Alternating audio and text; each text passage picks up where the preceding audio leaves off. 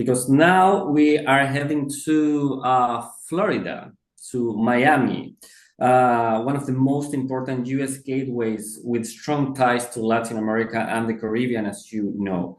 And this time we are joined by Tatiana Silva, Chief Business Development Officer at the Miami-Dade Beacon Council, with the session Miami as a US Gateway, Global Crowd Growth and Regulatory Ease. So, Tatiana, thank you so much for being here with us today. Muito obrigado. And now the floor is yours. Thank you so much, Luciana. Can you hear me and see me? Yeah, perfectly. Okay, wonderful. So give me just one moment while I share my screen. Alrighty.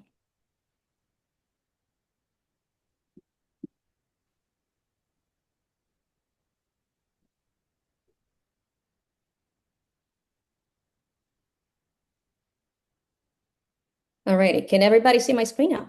Yeah, perfectly. All right. Thank you so much, Luciana. So first of all, buenos dias, bonjour, boa tarde. It is an immense pleasure to be here today speaking with my fellow Latin Americans. I have been in economic development for a year now after a 14-year career at Google across the globe. And if this is a testament to where the place to be is, I lived in New York, I lived in Amsterdam, I lived in Palo Alto in Silicon Valley. And Miami-Dade County in Florida is the place I chose to call home, raise my kids, and build a business together with my husband. So there's a lot of personal insight that you guys are going to be looking to, in addition to the, boilerplate, here are the state stats. But the interesting thing about our community is there's so much more than what you would see in the tourism brochures. And I hope that by the end of this session, you walk away with a few insights. One, what are the concrete opportunities for businesses with an interest in expanding into the US? What's that size of the opportunity if Florida, Greater Miami is your local launchpad? The second thing is the toolkit. What are the incentives, funding mechanisms available for businesses that are willing to invest and create jobs in our community that you could either get through the state or through the county? We're going to cover that. And then last point, I'm going to talk very briefly about the Miami-Dade Beacon Council, which is the local official economic development partner to the county. And it is your white glove service to make sure that your entrance and investment into the US happens in the smoothest possible way. I'm not speaking Spanish today because I would get the Portuguese speakers upset or the French speakers upset. So we're choosing English as the mid ground, and I hope you forgive me for that. So thank you. Alrighty, so this is the image that folks think about when they conjure Miami, right? It is about incredible ocean views and high rises.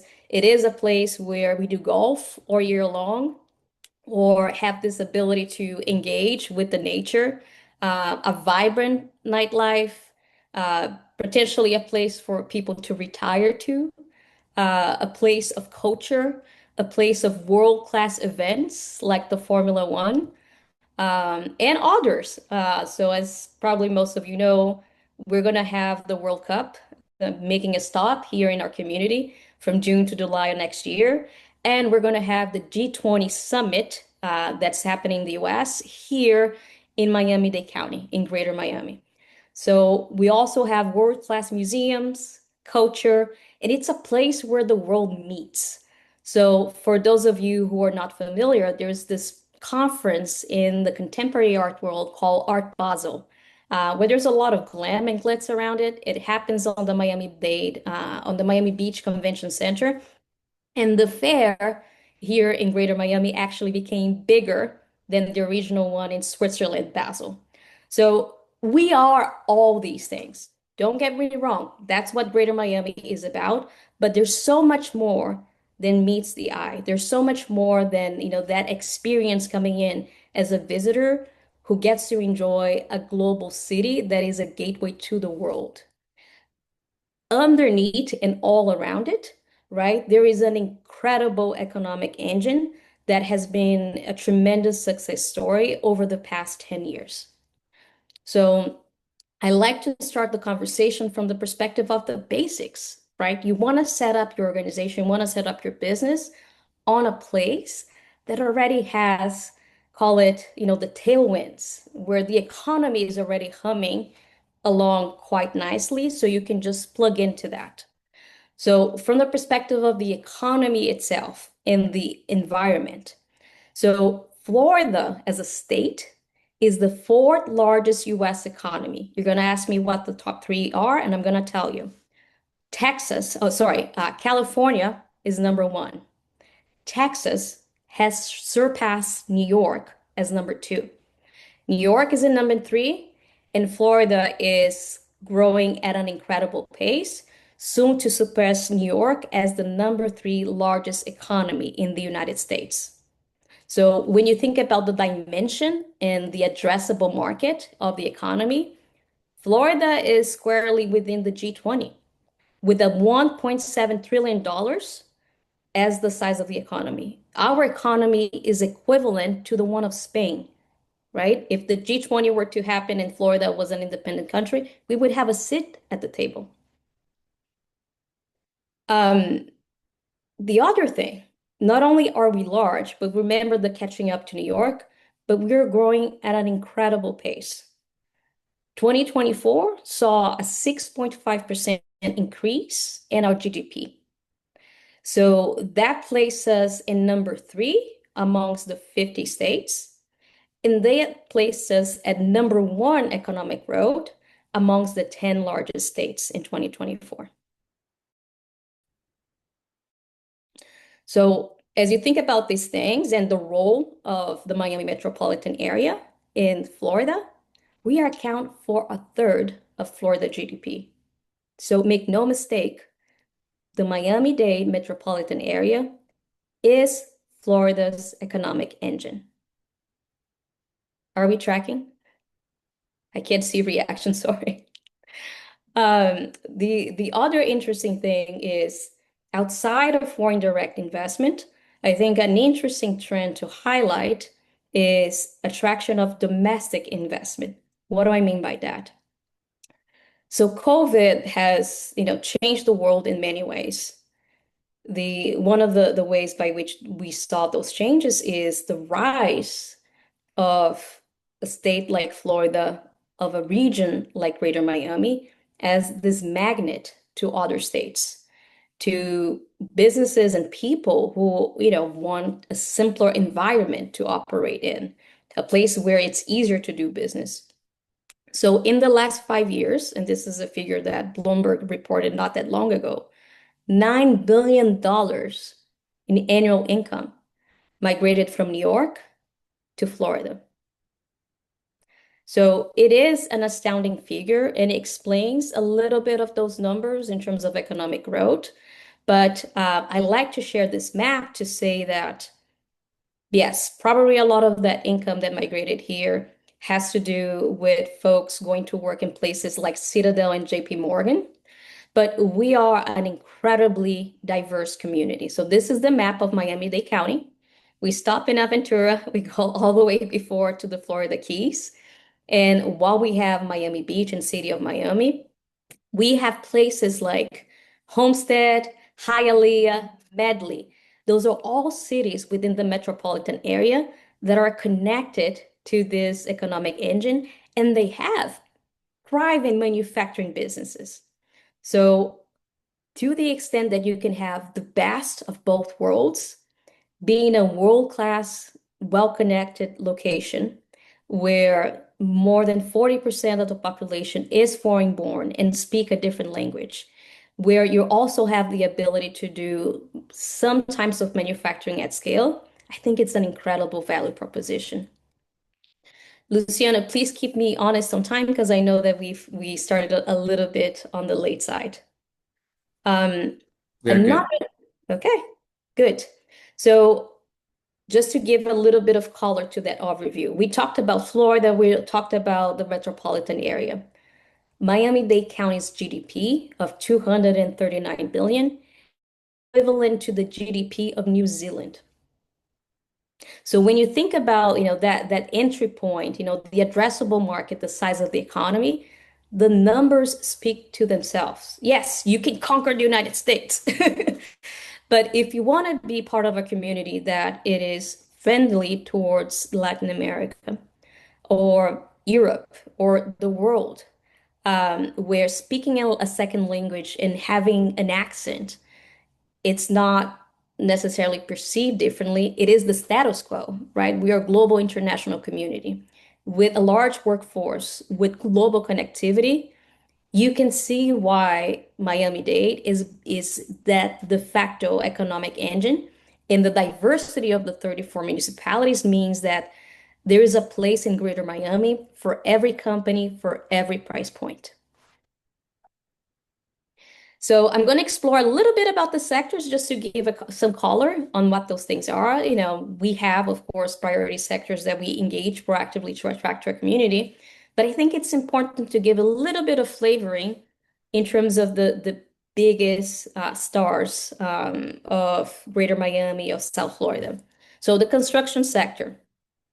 When you think about the opportunities here, be it if you're producing cement, steel, or anything that goes into that sector, 7 out of the top 10 US construction companies are located in Greater Miami. Mastec, which is the 4th largest one, headquartered out of Coral Gables with billions of dollars in revenue. It's also a native South Florida, Miami-grown company.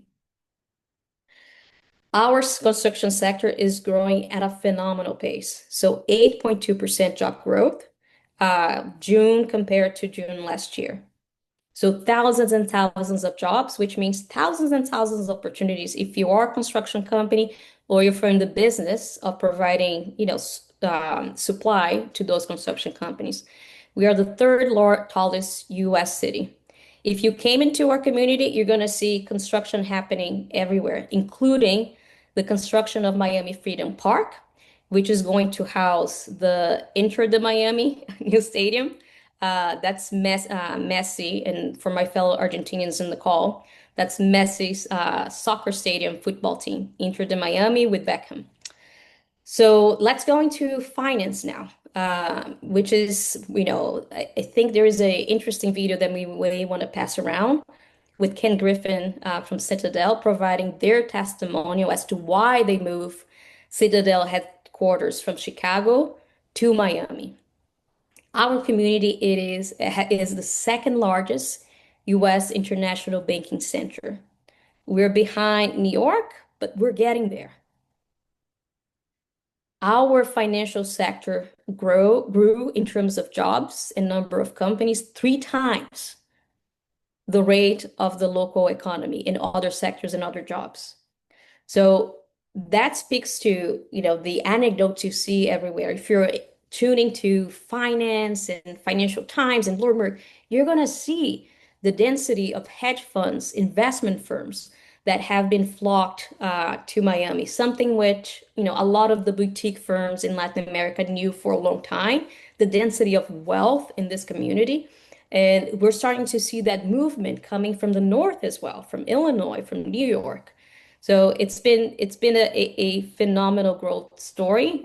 We also have Millennium, the hedge fund. So tons and tons of companies who have moved their corporate headquarters to our community. As it pertains to logistics and our port. So we have the 9th largest container port in the United States, transacting $61 billion in economic activity, with their largest trade partners being Brazil, Argentina, Chile, China, and a few European countries. So pretty diversified base in terms of trade volume with our port Miami. Our airport is also internationally and hyper connected. We are the #1 international airport in the United States for cargo. So we transact the most cargo volume across the entire United States from an airport perspective. 91% of the US flowers, hello Colombia, transact through through the Miami airport. 65% of the US fruits and vegetables also transact to our airport. And we have 483 aviation companies in our community. These are not just airlines. These are not just maintenance and repair operations companies, but those are also manufacturers of parts like Avionica and so many others. So when it comes to manufacturing, I wanted to do a finer point because people talk to me, Tati, you must have a pretty easy job talking about Greater Miami to the world. It is wonderful in many ways, but it's also challenging because it's all about perceptions, right? Remember that story that we have at the beginning with, the beaches and the nightlife. That's the mindset that people come in when they think about Miami. They do not have sight to the fact that Miami itself has 44,000 manufacturing workers, that we have available land at a moderate cost. We're not talking about city of Miami, we're talking about a metropolitan area that can and continues to absorb manufacturing. We have foreign trade zones. What are those things? You have a warehouse, you have a manufacturing facility. The entire county is a foreign trade zone. All it takes is for you to make an application to establish that your facility, where you're going to be bringing in parts from all over Latin America, all the world to assemble in Greater Miami, you won't have to pay duty on those items. So you're able to assemble, you're able to not be impacted by tariffs because you're going to have the made in US stamp, so to speak. And you will only need to pay, your duties, and you not only need to make the import process once you start selling those goods into the United States. So you can see that place such as bringing in pharma from the Dominican Republic and assembling, your bottle, in mixing your components in Miami-Dade County can be a phenomenal play for servicing both the rest of Latin America as well as North America. So this is something that I would love to host any of these companies that are here so we can show you the industrial park, so we can show you the opportunities, and you can talk to, people from all over the world, including an Indian company that is now manufacturing vitamins to the entire United States and the world right here from our community. We also have a pretty robust life sciences and healthcare industry. We're the second largest US medical manufacturing industry in the United States. So, of course, we're behind Boston, but not for too long. There's incredible activity, and we have 28% of the Florida pharma companies in our metropolitan area. So just give me a minute. Okay.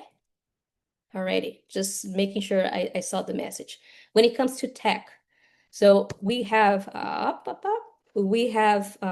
something that very few communities around the world are able to claim. We have density of capital to support venture funding. So last year, $4.13 billion were deployed in venture capital funding in the state of Florida.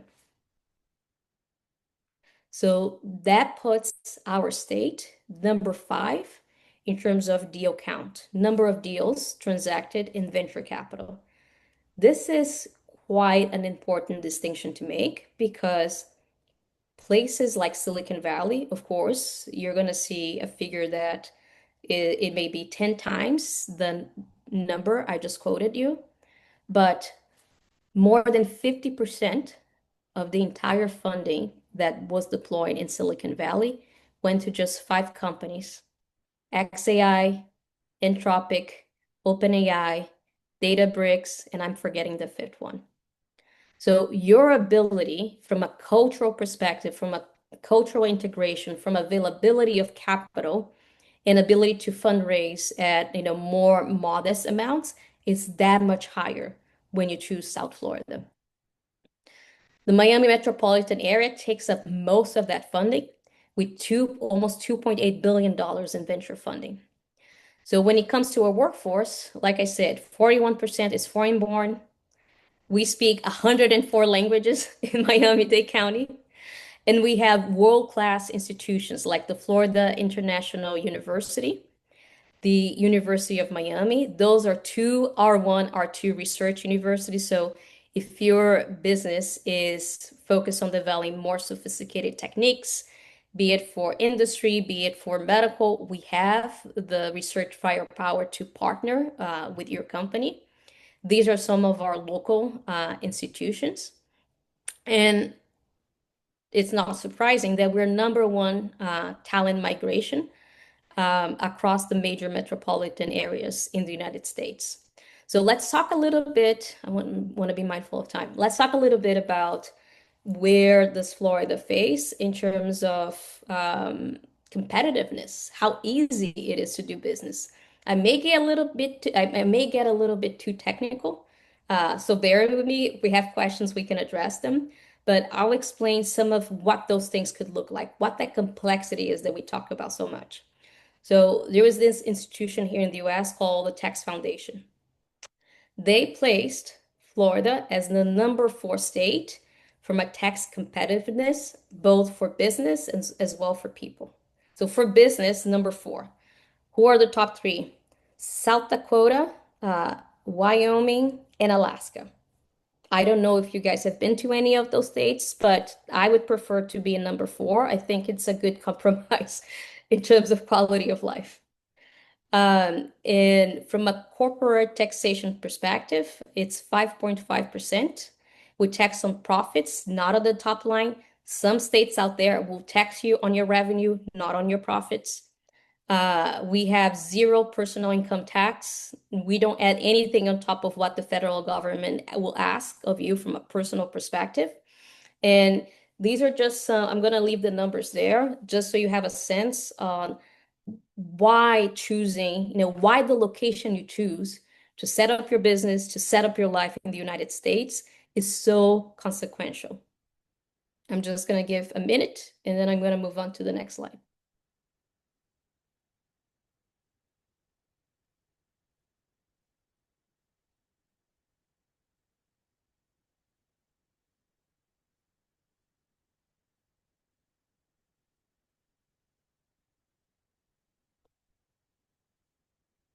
Alrighty, I'm not frozen. I'm just giving you time to look at the sheet. So what do I mean by complication? Even if you look at the states that are typically friendlier towards other businesses and manufacturing, there are certain fine prints, sometimes certain watchouts that's good to keep in mind of. Florida does not have a franchise tax, which is calculated based on the net worth of a business.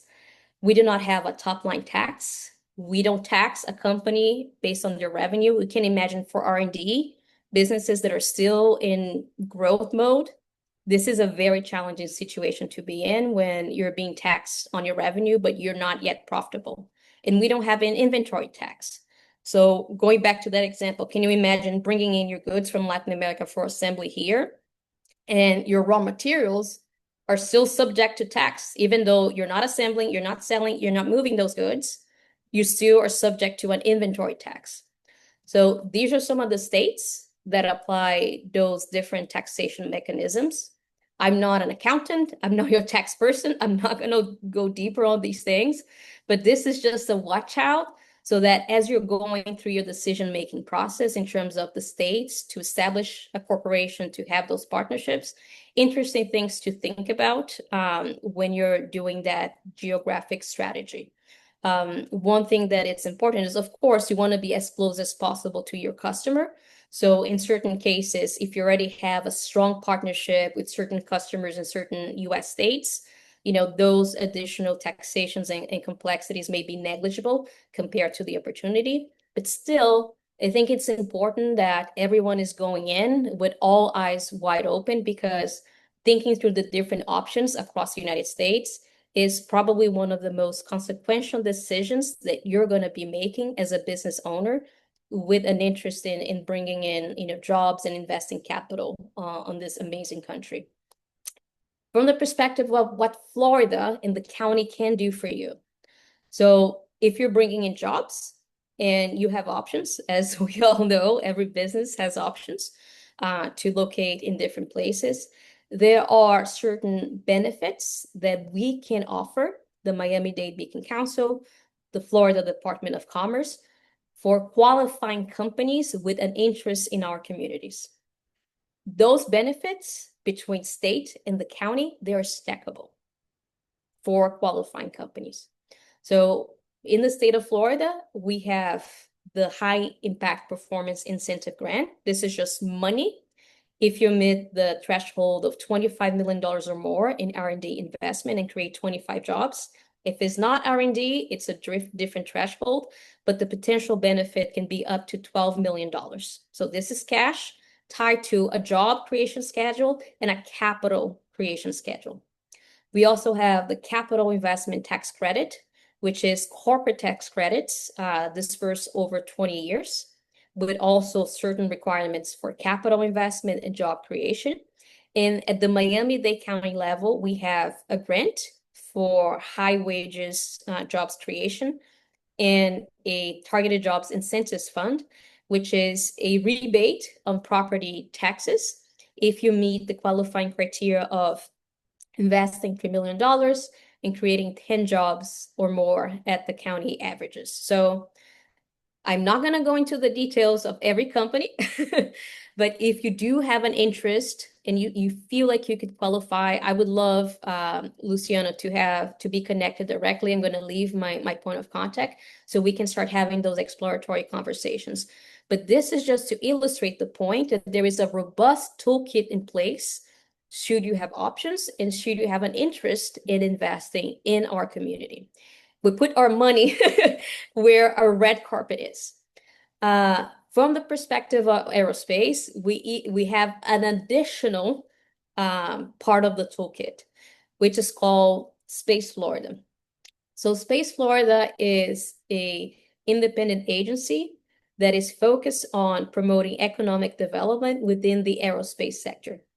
So the main things that it can accomplish is if you enter into a private-public partnership with a city or with the county and say, you know what, I'm going to develop a manufacturing or an R&D facility that's going to be focusing on develop chips or building satellites or building the solar panels that go on the satellites, or building the components that may be going into a drone, as an example. The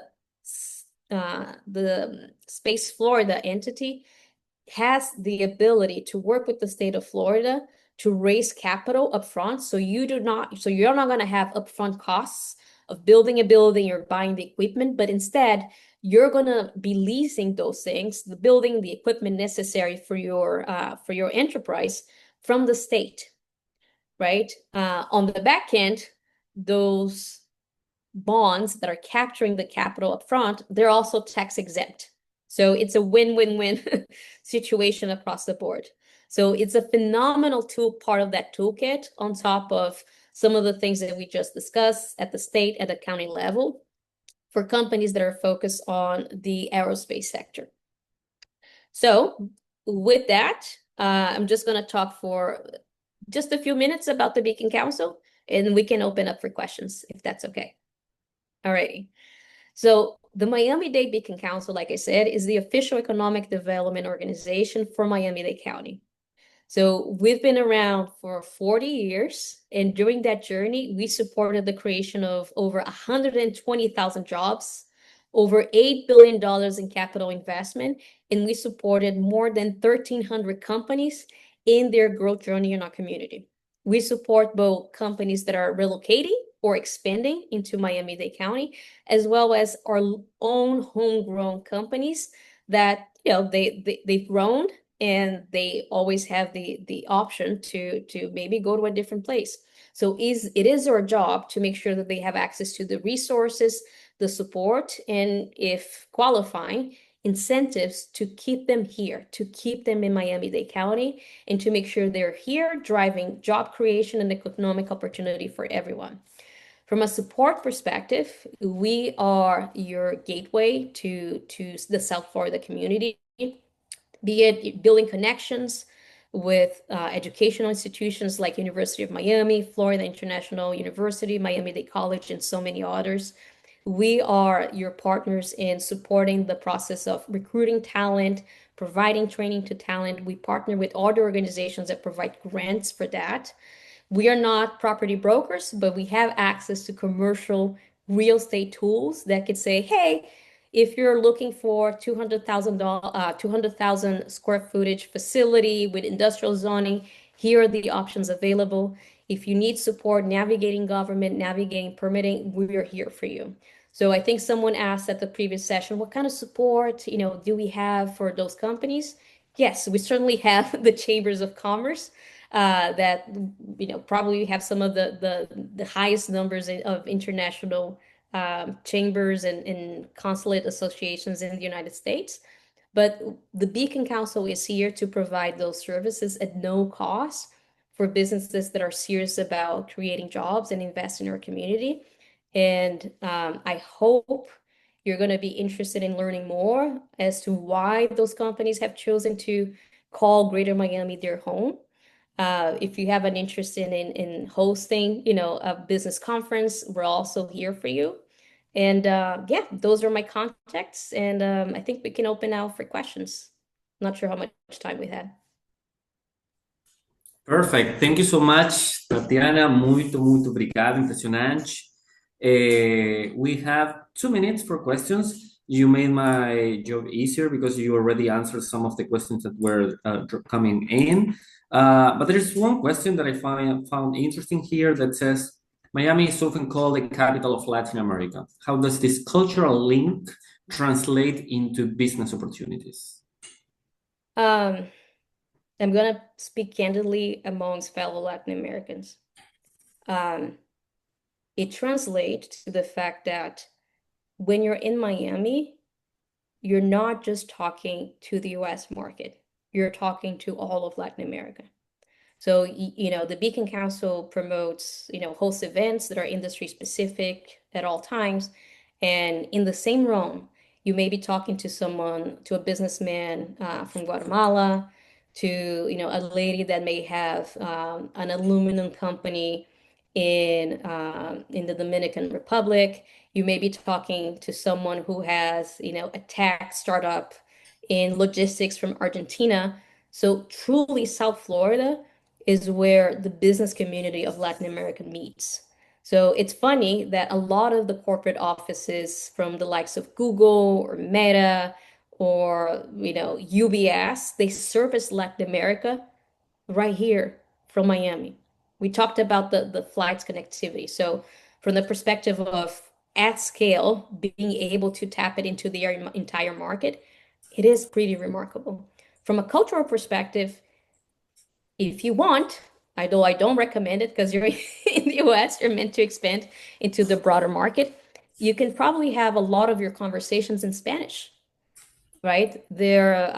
People are not going to judge you for having an accent. Everybody has an accent, from the French accent to the German accent, from the, different types of Spanish. And sometimes there are different types of Spanish, so people default to English because of, the nuances. So it's truly an amazing community where you have, we used to call it a gateway to Latin America. Now we call it, a gateway to the Americas, precisely for that reason. Even though, let's say, our friends in Canada may be a little bit sour about the 51 state provocation, we still have tons of Canadians who live here in South Florida, who have properties, who have businesses. So it's truly that hemispherical coverage that you wouldn't find in other communities.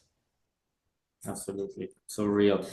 Okay, Tatiana, thank you. Thank you so much for sharing with all of us your insight, your experience, your expertise, and all your knowledge. We really appreciate that. Thank you so much, Luciano. And like I said, if you think you have an opportunity, here's my direct email address. Happy to be connected with each one of you, and we'll go from there on what we can do to support your growth journey in the United States. Thank you. Sure.